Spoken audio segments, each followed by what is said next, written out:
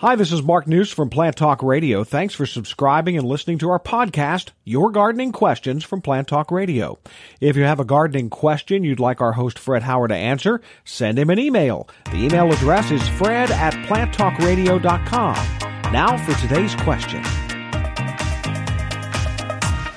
Well, in my yard, in the front, I have it appears to be what they call fairy rings. Okay. Now we've also got one, I think, started in the backyard. What's causing them? Well, Mother Nature is causing them, and in a way it's a good thing, but at the same time it can create problems with the visual in terms of your lawn.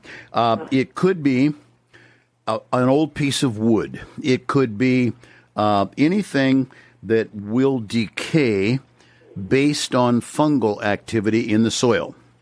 Then let's just start with a little really deep green spot 4 or 5 inches across last year or the year before. Then the next year it's a little bigger. Then it hits basketball size. Then it goes into 4 feet wide and just keeps radiating out to where fairy rings have been, well, literally mapped from the airplanes at several miles across. Now, you can't really stop it once it starts. If you had to have your yard filled in, and in doing so they brought in some old lumber that's rotting or whatever, that could be a real obvious cause. Otherwise, it's pretty much a matter of fungal bodies doing their thing. There is the possibility. Well, the spores are always in the air. So let's just say it's a possibility that the soil density, the weather that we have had in the last 5 years have started a situation that is just different in your yard.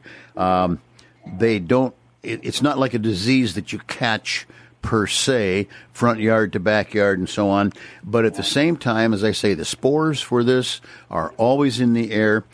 Usually it's based on a piece of old wood or other decaying material.